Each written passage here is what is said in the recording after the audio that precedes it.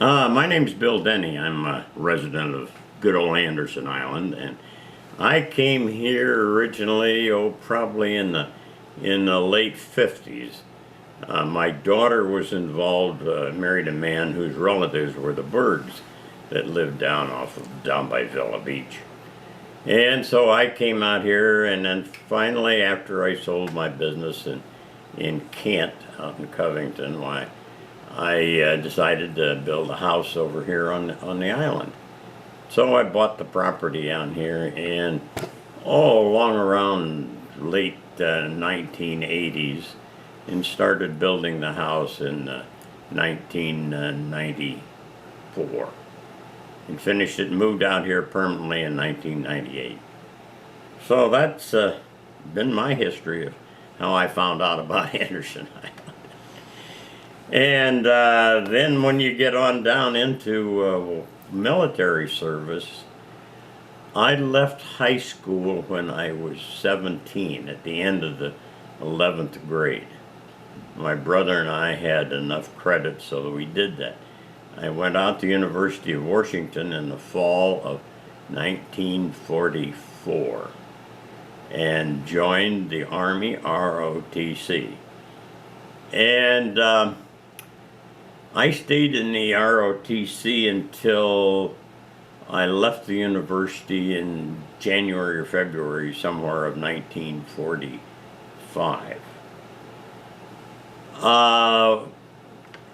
Hearing about the way the Army did and the Battle of the Bulge in Germany, I decided I didn't want to be a soldier, so I enlisted in the Navy. The Navy then sent me down to San Diego for boot camp, and after boot camp I was assigned to the USS Maryland, Battleship Maryland, and I was working in the number 2 gun turret, the 16-inch guns. After a while we ended up over in Pearl Harbor, and I was assigned to a replacement depot for transportation out to the Pacific, because at that time they thought they were going to invade Japan and we were going to be running the landing boats. Anyway, a group of us were put on the Army hospital ship Coranda, which was headed for Admiralty Islands to pick up wounded that were still left over back there. So we sailed on the hospital ship. Merchant Marine ran the ship, the Army ran the hospital, and as sailors, we didn't have anything to do, so it was kind of a pleasurable voyage for about 16 days.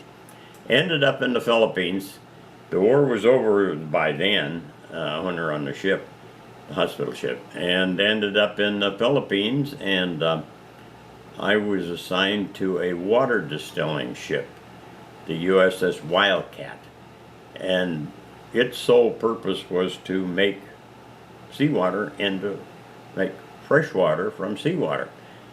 And so the Marines had captured a bunch of Japanese vessels, and they came by us for fresh water and headed back to Japan. So I was on this ship until January of '46, when I was transferred to the Naval Air Transport 11 based in Honolulu. So I left the ship in the Philippines and went to Honolulu, and were out on John Rogers Field, which is now Honolulu International Airport. I was a flight orderly and flew some of the time to Johnston, Kwajalein, Ninuitak, Guam, and once into Japan, but that was the only time I got to Japan. Then when I wasn't flying, I worked in the little welfare office there on the island, something to do, and got out of the Navy in June of '46. Came home, collected from the 5220 Club, and went back to university, and joined up again with the Army ROTC, and they paid us $25 a month to do that, and it was 4 hours of A credit. It was pretty easy to do.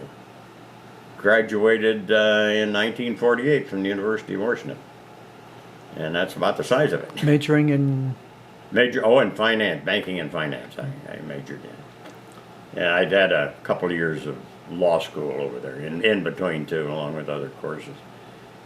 And went to work for Allied Stores Corporation, which was known then as the old Bon Marché. And that's about the size of it.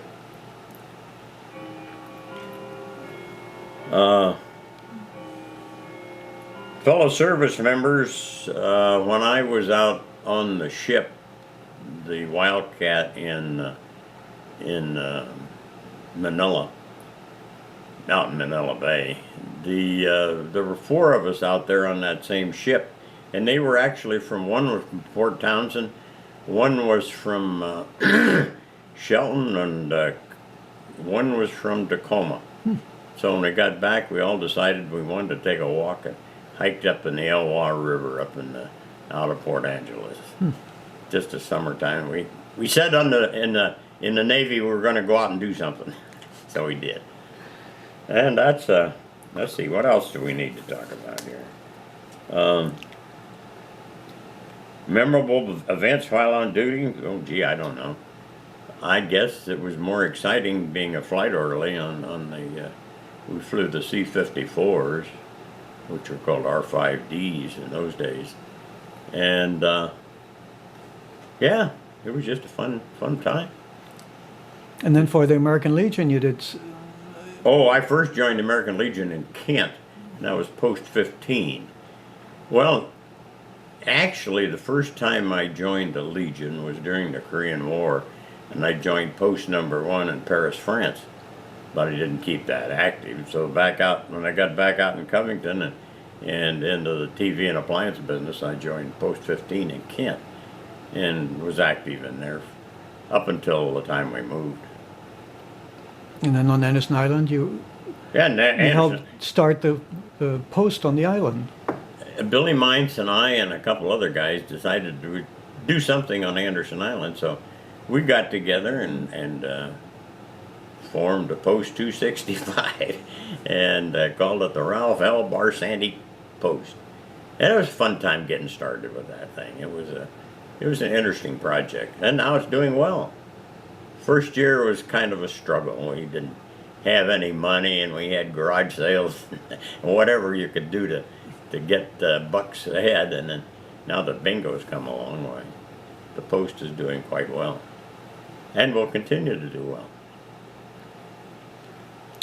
Well, I thank you. Appreciate your service to the country. Well, thank you for asking. So we'll take some pictures of you in your uniform and